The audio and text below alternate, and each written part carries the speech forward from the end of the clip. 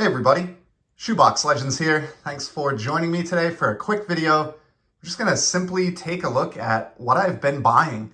Some cheap slab pickups, not really related directly to any projects like my 50 for 2023 or anything like that. Just random pickups that caught my eye that were had for pretty cheap coin. I think with one exception, everything that we're gonna see in this video is well under $30.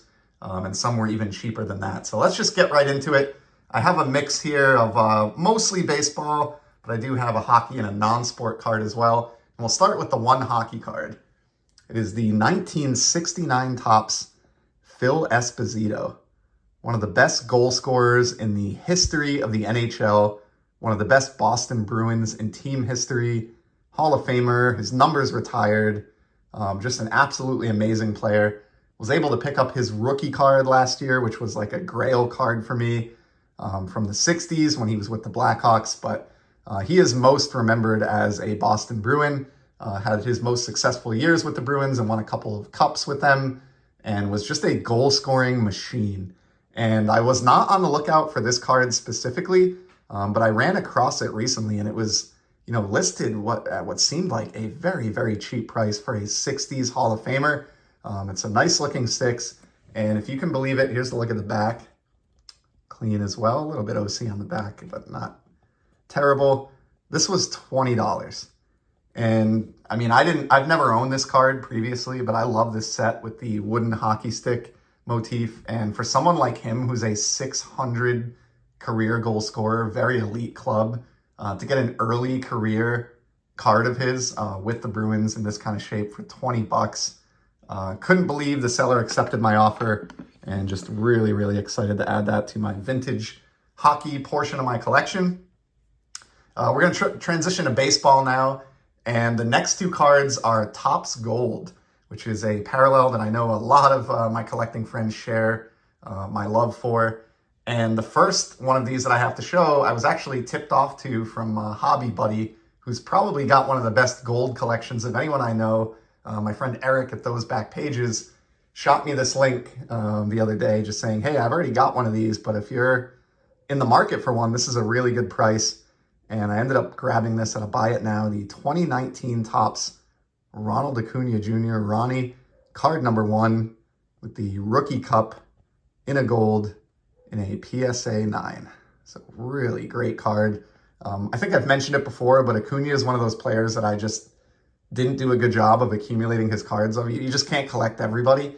And so I've been heavily focused over the last few years on guys like Rafael Devers, Juan Soto, Mike Trout, recently Shohei Ohtani, but Acuna has kind of fallen through the cracks, as well as another guy that we're going to see later in this video.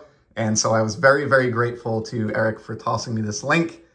Jumped on it right away. This was like $22 for this gold, already graded in a PSA 9. So pretty pleased with that one.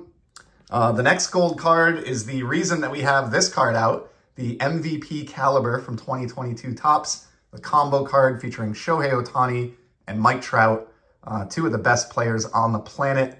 Love combo cards. And since I landed that black a few weeks back, I've been on the lookout for a couple of other versions of that, different parallels, and just recently secured this gold, just like that Acuna, numbered to year of release, in this case 2023. So yeah, can't beat that. In a PSA 9, this was $30 even. So really happy to have that one to put alongside the black, numbered out of 71. Have the gold out of 2023 to go with it. And then one more baseball card here.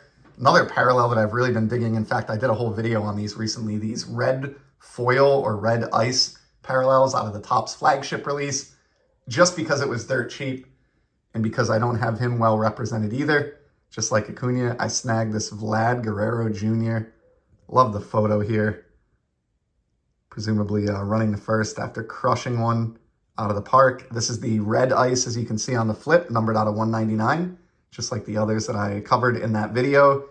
And in this case, I love that the red of the border tied in so nicely with the red maple leaf on the Blue Jays logo and on his cap here.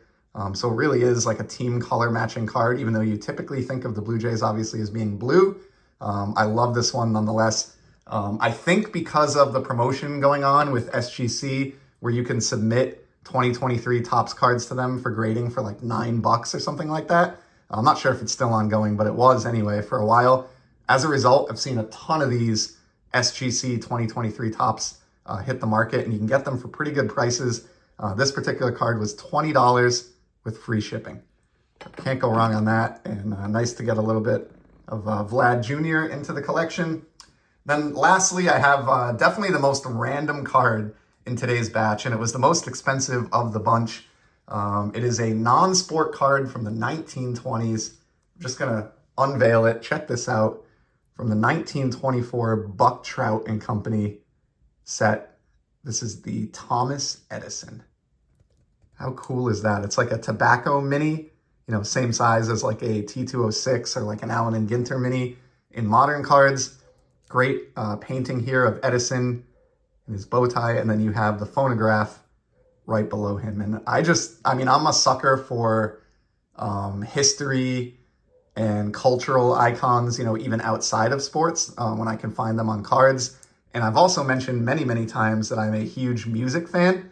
I have a pretty, not extensive, but I have a decent vinyl collection. Love going to live concerts. And so as a collector of music and vinyl, obviously we probably wouldn't be where we are today with respect to recorded music and vinyl without Edison and the phonograph. So I just thought this card represented kind of like a cool collision point between two of my main hobbies in sports cards or cards collecting and love of music. So I couldn't pass it up. This was like less than $50, so not an expensive card. It was another case like the Marilyn Monroe that I showed recently where I didn't really know anything about it when I stumbled on it. Yet the only thing I did know is that I had to have it, especially if it was reasonably priced. So I'm really happy that I ended up being the winning bidder on this one. Here's a look at the back, which is pretty cool too.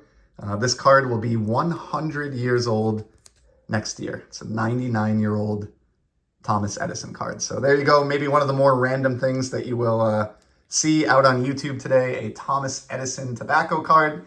But that is the final card for today's video, and that's a wrap on this quick pickups or mail day video.